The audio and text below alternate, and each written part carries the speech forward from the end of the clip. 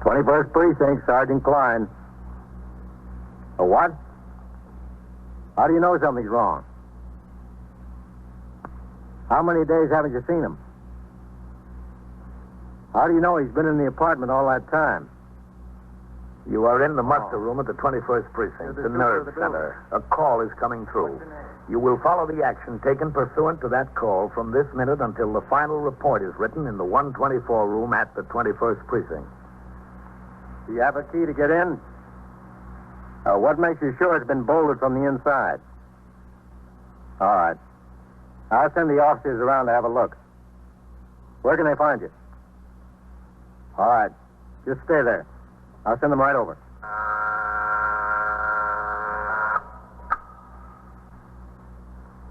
21st Precinct. It's just lines on a map of the city of New York. Most of the 173,000 people wedged into the 9/10 of a square mile between 5th Avenue and the East River wouldn't know if you asked them that they lived or worked in the 21st. Whether they know it or not, the security of their persons, their homes, and their property is my job. My job and the job of the 160 patrolmen, 11 sergeants, and 4 lieutenants, of whom I'm the boss. My name is Kennelly, Frank Kennelly. I'm captain in command of the 21st. What makes a city? Not buildings, not subways, not business. People make a city. From dawn to midnight, from midnight to dawn, the rich and the poor and the good and the bad pour their lives together and stir up the city, as in the 21st, 7 days a week. It was Sunday morning and raining. I was on patrol when the chief inspector visited the precinct. In response to a radio signal, I returned to the house and conferred with the chief inspector, the commander of the uniformed force, for 35 minutes regarding conditions in the precinct. When the chief rose to leave, I walked outside with him to his car. It had stopped raining. Then I returned to the muster room and went around behind the desk to read the entry made in the blotter by Lieutenant Kenneth Gorman concerning the visit to the precinct by the chief inspector. That all right, Captain? Yeah? You walked in here big as life. Well, you've got to expect it, Ken. He's not going to call and tell you he's coming. Yeah, but not the day after I come back from my vacation, Captain. Could have waited until the night. Where'd you go, Ken? Maine. You like lobster, Captain? Who doesn't? You ought to go up the coast of Maine. You never had such lobster. Hey, listen, I heard they never heard of a broiled lobster in Maine. The only way they fix them is boiled. Is that right? Yeah, all these places have this great big kettle. You got to pick out the lobster you want from a little pen there. They're all crawling around live. They take and they dump it right in the kettle and cheap. Guess how much for lobster dinner for my wife, myself, and the 2 kids? And big lobsters, Captain. How much? $5.50. No kidding. Come in, sailor. Yes, sir. What's on your mind, sailor? I can't find my family, Lieutenant. What do you mean you can't find them? I'm on the cruiser St. Paul. We've been cruising the Mediterranean for 2 months. We just docked at Brooklyn Navy Yard this morning. I can't find them. Well, they're supposed to meet you, son? No, sir. They didn't even know I was coming. Oh. You see, we live in New York. I just came home and went to the house. It was burned out. There wasn't anybody there. There was a fire. 3 days ago, somebody told me. Where's this? 631 York Avenue. 21st Precinct, Sergeant. And the whole building's boarded up. It's really burned out. All right, 18, just a second. Hold on. I can't find them. I don't know where they went. Hey, Lieutenant, Yes? Heisman's ringing in. You said let you know. Ask him what's holding up that notification on Lexington Avenue for the 44th. The car's still sitting there. Yes. I was just wondering if you knew anything about it. What about the notification? It's got me worried to death. Did you ask around? Any of the neighbors? Oh, yes, sir. I asked around. Nobody's in the building. It was burned out. Keep on trying that. It's Sunday, and the stores there are all closed. What do you mean, your family? Your parents? No, sir, my wife and my baby. Oh. Did you ask any of the neighbors in the other buildings? Well, there isn't anybody living in the houses on either side anymore. They're getting ready to make a housing project there. And besides us, there were only 5 or 6 families left in our house. Hey, listen, do you remember the fire? A man over there told me there were some people killed. Do you remember that? Yes, there were some people killed. What's your name, sailor? Rawlins, Joe Rawlins. You run the cruiser St. Paul? Yes, sir. Gunner's mate 2nd class. Hey, listen, who was killed? Not my wife and baby. I don't remember the name Rollins. I don't think so. Well, could you check? We're going to right now. I'll tell you what you do. Listen, how many people? 5. 5. Oh, God. Well, one of them was the city fireman. The others were tenants. I gotta know. How soon could I know? I'll tell you what you do, son. I'm Captain Kennelly. Yes, sir. And that's my office right across the room there. It'll take a little while to look up the reports. Why don't you just have a seat in my office until we find Oh, them? that's all right. I don't mind. Well, it'll take a few minutes, Joe. Just go ahead and sit in there. I'll be right in. Yes, sir. All right. I asked Sergeant Klein to get out the aided case cards and the unusual occurrence report for the fire at 3:30 in the morning 2 days before. It took a few seconds, not a few minutes, but I wanted the chance to read over the reports before I spoke to the sailor again. I read them and gave Sergeant Klein and Lieutenant Gorman instructions to call the Missing Persons Bureau and the Office of the Chief Medical Examiner to get more information concerning their subsequent investigations. Then I walked across the muster room to my office.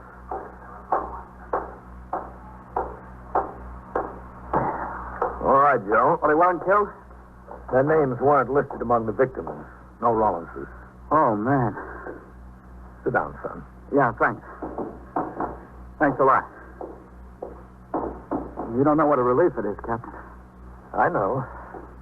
Have a cigarette, Joe? Thanks. Thanks.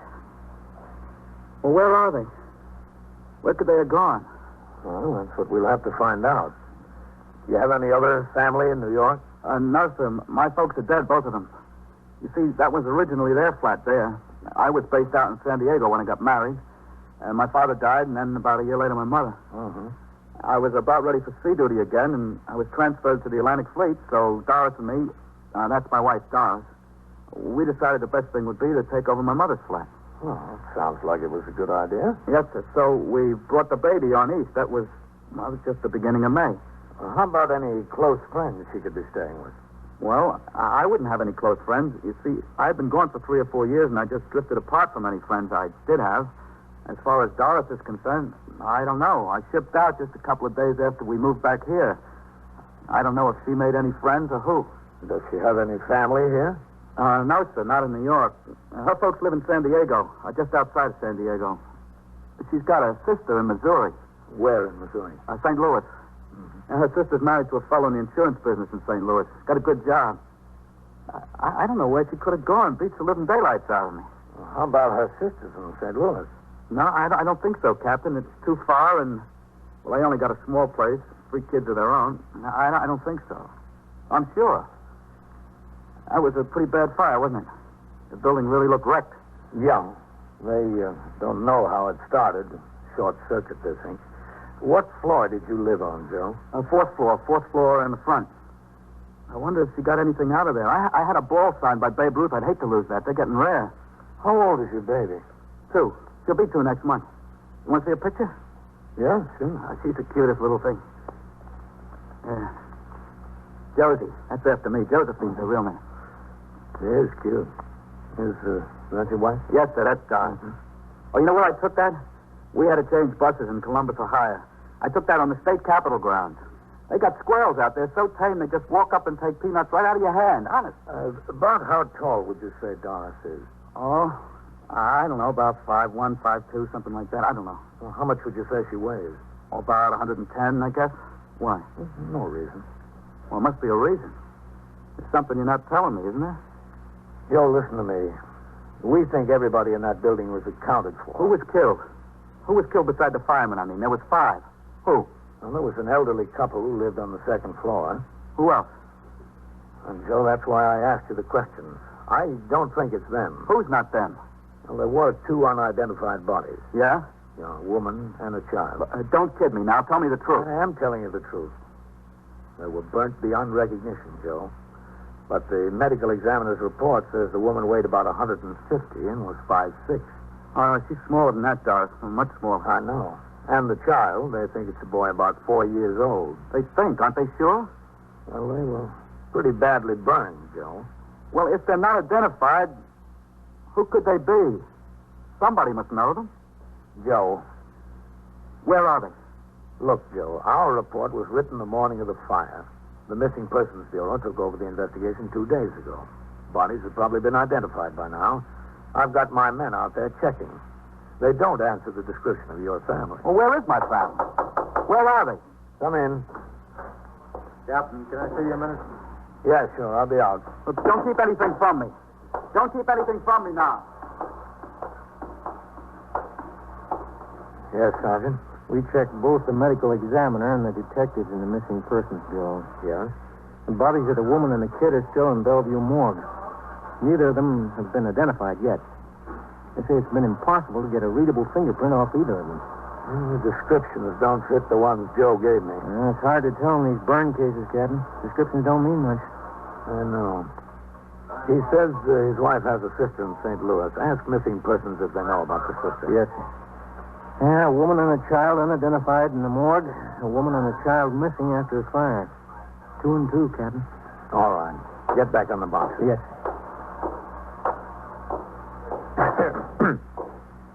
It's them, isn't it? That's what he told you? No, that's not what he told me. Well, then where are they? What happened to them? We haven't any idea, Joe. But we're sure going to find out. A little before noon that Sunday, I put out a call for the patrol sergeant, Timothy Waters. He was instructed to come by the station and pick up the sailor.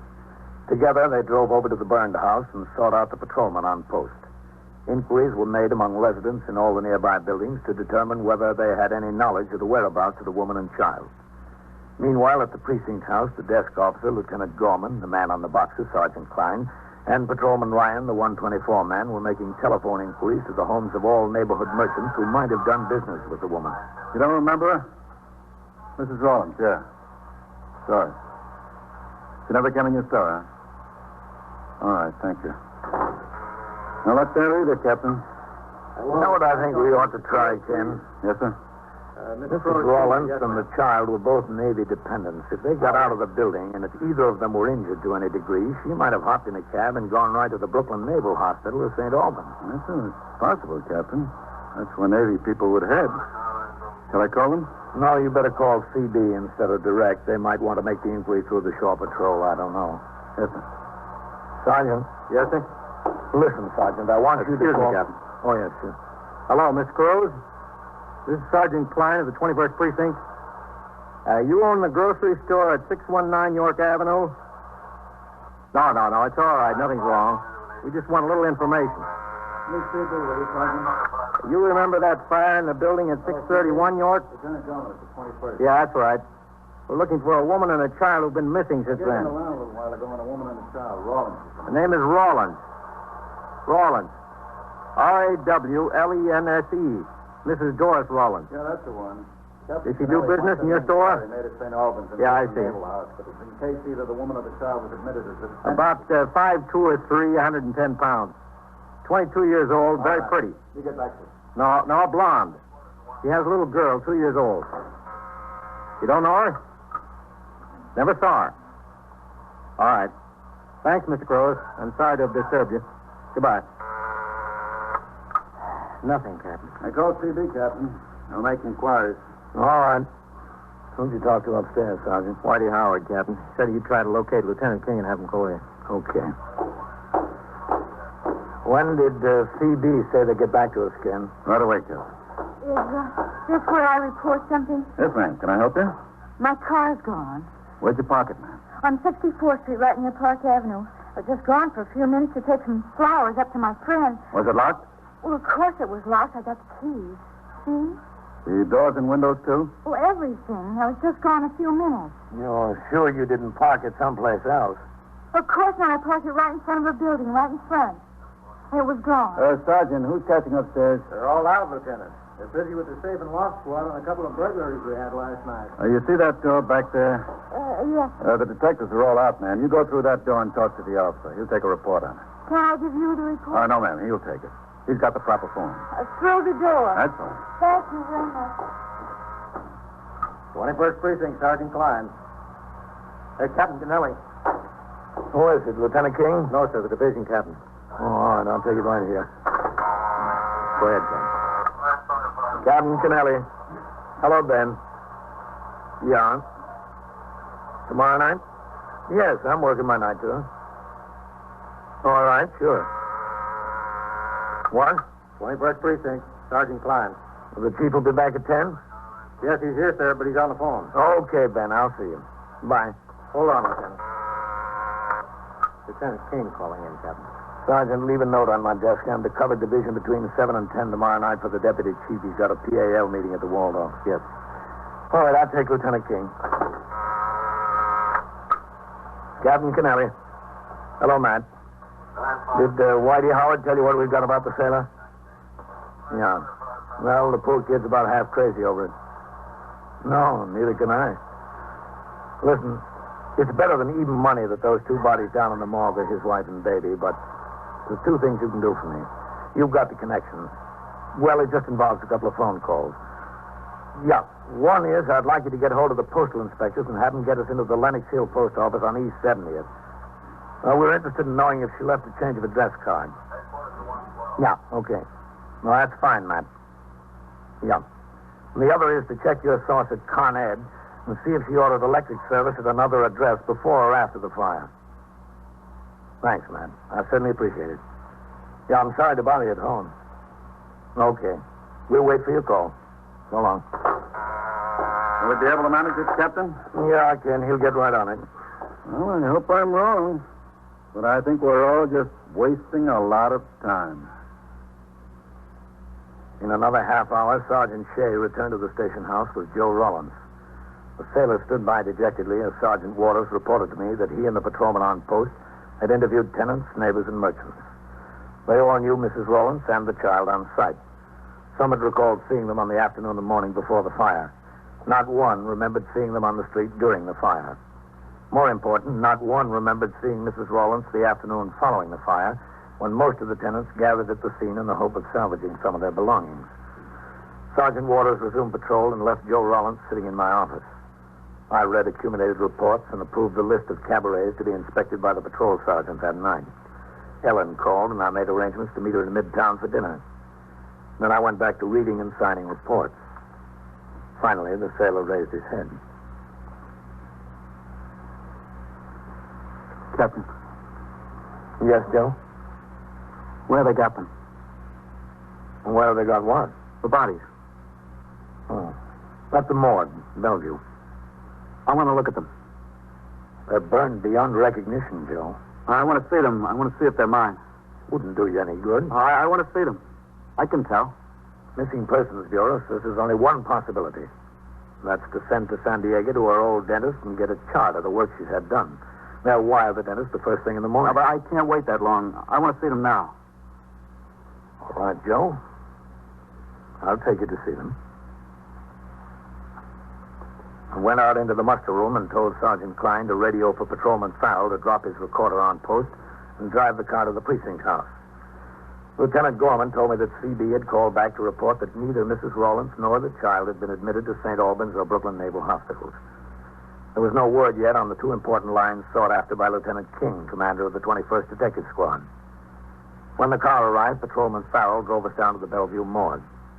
On the way in, we were met by Detective Anthony Trinker of the Missing Persons Bureau. Detective Trinker had handled the investigation of this case along with the office of the Chief Medical Examiner. He took us inside the mortuary. Joe's face was firm and expressionless.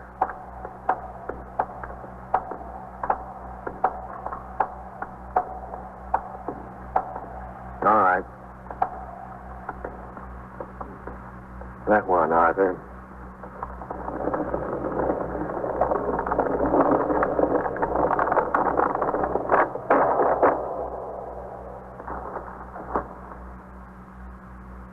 Okay, Arthur.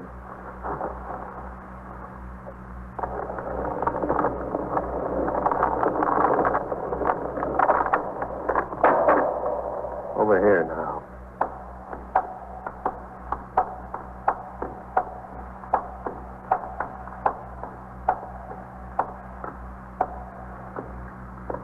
All right.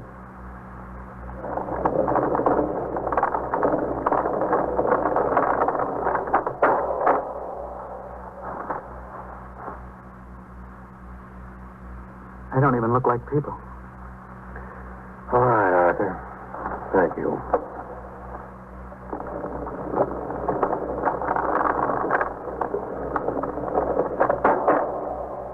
Let's go this way, huh? Not even like people. This was your idea, Joe.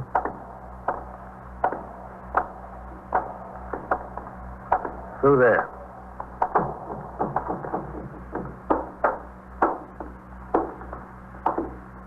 Have a seat over there. Captain. Thanks, Tony. Joe? Oh, it's all right. I told you identification would be impossible. I don't even know if we can identify the woman through dental charts or x-rays. As far as the child's concerned, we can't even tell for sure whether it's a boy or girl. That's how bad things are. Tony, you estimated the weight of the woman at 150 or so and the height 5'6". The child you said was about 4 years old, probably a boy. Those descriptions don't match up with Joe's family. Mm-hmm. I know they don't. Burn cases can have peculiar results. Some of the victims appear larger, some smaller, some the same size. It depends on a lot of factors. Look, I don't care about facts. Just give me facts. That's all, facts. You want it straight, Joe? I've been asking for it straight. All day I've been asking for it straight. Nobody gives me an answer without a head. All right. It's as simple as this. If that isn't your family, where are they? I can answer that one. I know where they are. Detective Trinker told me he would not file his final report until after he received the dental charts and x-rays from San Diego. We walked back out to the car and rode uptown to the 21st in complete silence. Even the radio was quiet. Only 4 calls came over from 30th Street to the house. Inside the muster room, Lieutenant Gorman told me that Lieutenant King had called. Both of his lines fizzled. Con Ed showed no change order in electric service for Mrs. Rollins, nor had she filed a change of address card at the East 70th Street post office. It was 4 o'clock. I turned out the platoon for the night tour. Joe Rollins stood in a corner. He watched blankly as I spoke to the men. He didn't seem to notice them as they marched out the door. He followed them out. I went after him. Joe.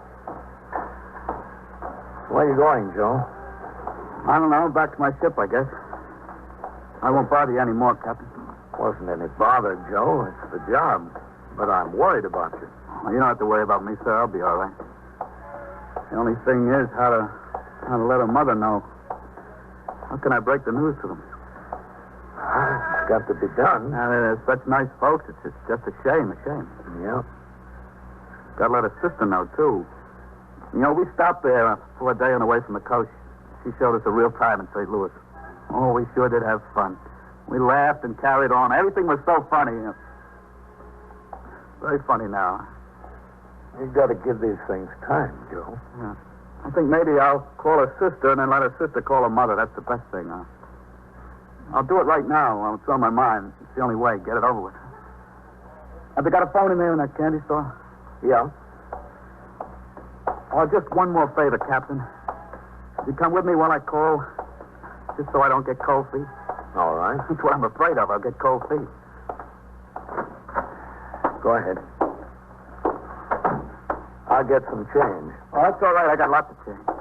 All right. I'll leave the door open, all right?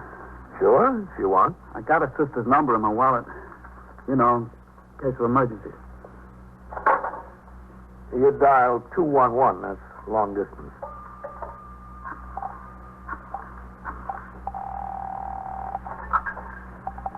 Your call, please. I want to call St. Louis, Missouri. Evergreen 9970. St. Louis, Missouri, route. What number are you calling from, please? Eldorado 54599. 3155 tandem, dial 2 letters plus the number. I don't know how I'm going to say it, Captain. Deposit $1.50 for 3 minutes, please. Yes, ma'am. 25, 75. No. Thank you. They're ringing. I should have thought of what to say. I don't think anybody's home, Captain. Let them keep ringing. Hello? Hello, this is... Doris? Who is it, Joe? Yeah, honey, it's me. Joe, you should have written me. It's her. She's in St. Louis. Well, when'd you get in? What are you doing in St. Louis? I got in this morning. We came about 3 days ago. Oh, gee, it's good to hear you, baby. You don't know how good. Hey, what are you doing there? Bill wired me to the Aunt Hick of an operation. Oh, yeah? No one to take care of the kids, so I just left in an hour's notice. Oh, how How is she? Oh, she's getting along fine. I didn't expect her till September 1st, Joe. I'm sorry. Oh, it's all right, baby. It's all right. How's Josie? Wonderful. Getting bigger every day. She just loves her cousins. How do you feel? Oh, fine. Just fine. Hey, listen, I got some big news for you. You made peace? No, nothing like that. This is really very funny. It's a riot. The house burned down. The house burned down. Joe, what are you talking about? Look, I'll explain it to you when I get there. Joe! Kiss everybody for me. I'm taking the next plane. I'll wire you from the airport. Joe, what about the house? I missed the plane, baby. I'll tell you when I get there. Goodbye. Oh, thank God. Joe, I'm happy for you. I'm pretty happy for myself. Except, who are the woman and child down there? You've got your problem worked out, Joe. Let us worry about this one.